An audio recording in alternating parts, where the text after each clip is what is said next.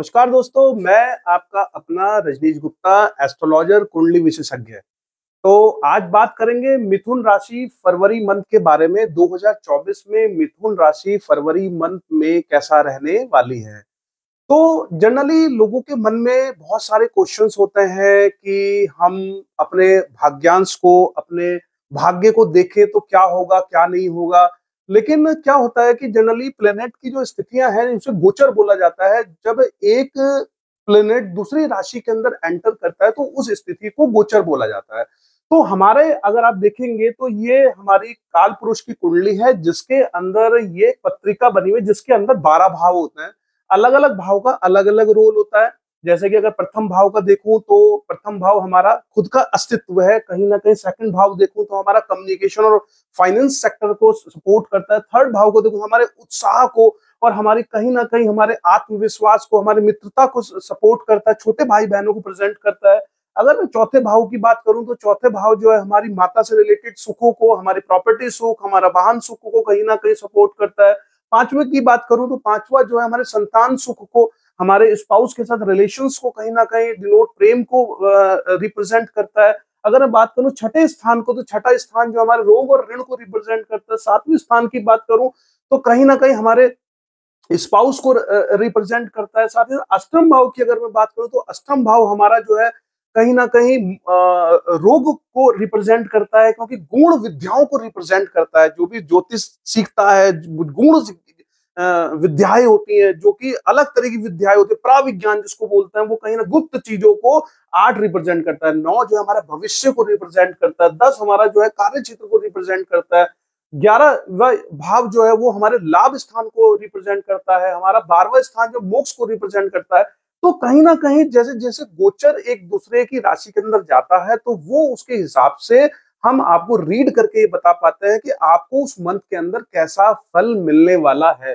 तो कहीं ना कहीं इस बार मिथुन राशि का भविष्य फल कैसा रहने वाला है, तो उस पर हम चर्चा करने के लिए बैठे। क्योंकि जनरली लोगों का सबसे पहला यही क्वेश्चन होता है, मेरा करियर कैसा रहेगा, मेरा इवन जो है मेरा वाइफ के साथ रिलेशन कैसा रहेगा, मेरी शादी के योग बन रहे हैं कि नहीं बन रहे हैं, मेरा लाभ कैसा रहने वाला है, इस महीने में कैसा प्रेजेंट परफॉर्म करूंगा, मेरी कहीं ना कहीं जो भविष्य कैसा रहेगा, मेरी बीमारियां हारियां तो कम नहीं रहेगी, मेरे परिवार में मेरे बच्चों का मतलब सुख से चीजें रहेंगे कि नहीं रहेंगी।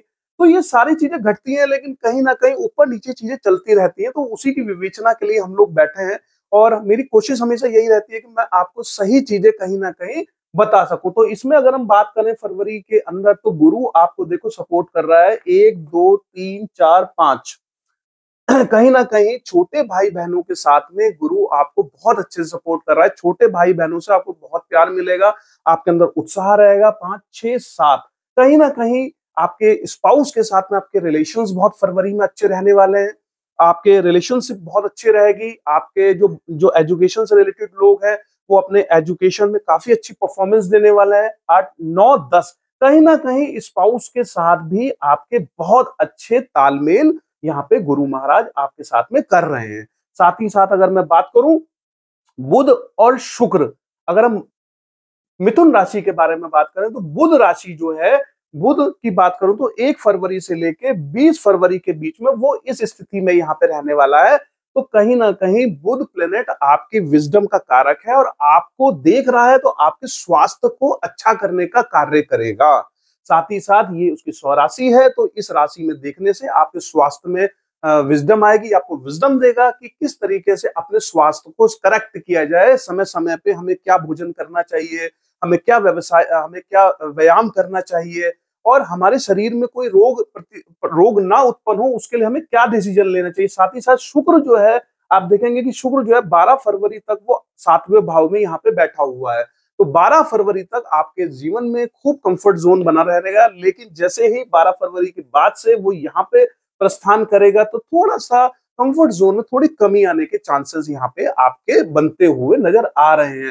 लेकिन 12 फरवरी से पहले खूब आप कंफर्ट जोन में रहने वाले हैं। तो अपने इस चीज को बैलेंस रखें और कंफर्ट जोन को बिल्कुल एडिक्टेड ना हो जाए। साथ ही साथ सूर्य और मंगल आपके 8वें भाव में बैठे हुए हैं।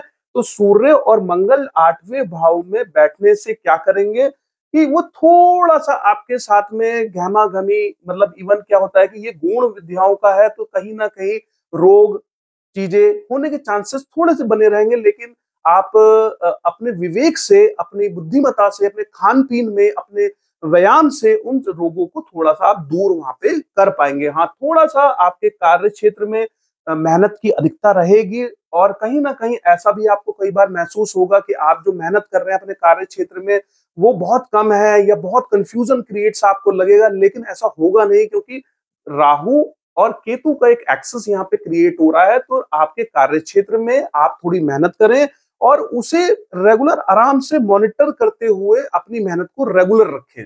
आपको एक समय ऐसा प्रतीत होगा कि आप जो भी कर रहे हो वो सब कम है, भ्रम भ्रम का जाल आपको कहीं ना कहीं दिखाई देगा, क्योंकि राहु महाराज आपको प्लानिंग करने में मास्टर होते हैं। अगर आप इस समय में अच्छे लोगों के साथ में रहेंगे, जो पॉजिटिव एटीट्यूड के लोग हैं, जो हमेशा पॉजिटिव बात करते हैं, तो आप देखेंगे कि राहु महाराज आपको काफी अच्छे समय में काफी अच्छे फल दे सकते हैं। फरवरी मंथ में आपको कार्य क्षेत्र में अर्श से फर्श, फर्श से अर्श की स्थिति होती है, फर्श से अर्श पे भी आप पहुंच सकते हैं, और अर्श फर्श से और अर्श से फर्श में भी आप आ सकते हैं, यानी कि low to bottom, bottom to high, to bottom, bottom to high, दोनों ही कंडीशन। मेरा कहने का मतलब है नीचे से ऊपर, ऊपर से नीचे। तो राहु महाराज आपको बहुत एक्सट्रीम लेवल पर आगे ले जा सकते हैं, लेकिन एक ही शर्त है कि आपको इस तरह के लोगों के साथ में अपने व्यवहार को बनाना है, ताकि जो बहुत पॉजिटिव रहते हैं, जो नेगेटिव बातें करते हैं, हमेशा नेगेटिव रहते हैं, उन लोगों से थोड़ा सा आप दूर रहें।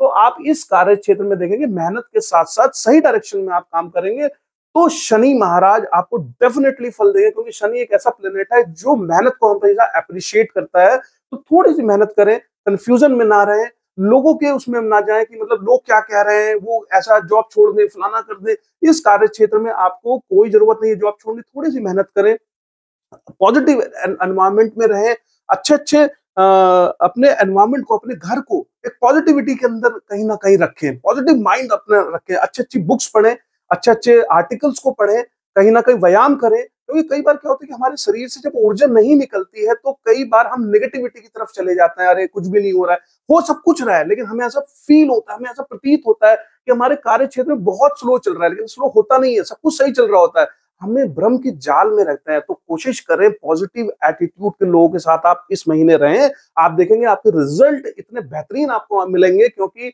राहु महाराज हमेशा पॉजिटिव के साथ पॉजिटिव, नेगेटिव के साथ नेगेटिव रहते हैं। तो ये मेरा आपको सजेशन है कि हमेशा इस विधि को अगर आप यूज करेंगे तो फरवरी मंथ में डेफिनेटली आपके कार्य क्षेत्र और बिजनेस में आपको हमेशा जो है बहुत अच्छे रुझान यहाँ पे मिलेंगे। साथ ही साथ अगर मैं बात करूं तो यहाँ पे राहु इस दृष्टिकोण में देख रहे हैं और ये इस दृष्टिकोण में देख रहे हैं।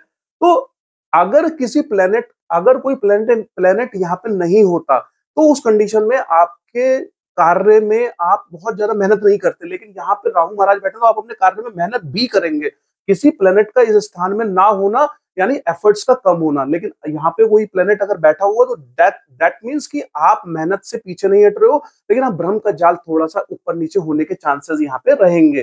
साथ ही बुध आपको सपोर्ट कर रहे हैं, बुध आपके स्पाउस के साथ सपोर्ट कर रहे हैं, बुध आपके हेल्थ में सपोर्ट कर रहे हैं, शुक्र आपको कंफर्ट जोन में सपोर्ट कर रहे हैं। शनि की अगर बात करूं तो शनि आपके यहाँ पे थोड़ी अधिकता करते हैं मेहनत की, लेकिन कहीं ना कहीं ये आपको रिजल्ट अच्छे देते हैं। और मंगल और सूर्य थोड़ी ऊर्जा कम रहेगी, थोड़ा आप अपने जो सरकारी लोग हैं या जस्ट लाइक जो जॉब कर रहे हैं, वो कहीं ना कहीं एक कॉन्फिडेंस थोड़ा सा लो लेवल पे फरवरी मंथ में आपको फील होगा, लेकिन वो जब फील होगा आपको, लेकिन आप उसके लिए प्रयास हमेशा रखें, तो आप देखेंगे कि आपके अंदर जैसे ही थोड़ा सा चेंज होगा, जैसे वो यहाँ पे आएगा तो डेफिनेटली आपकी चीजें और मूवमेंट में आ जाएंगी।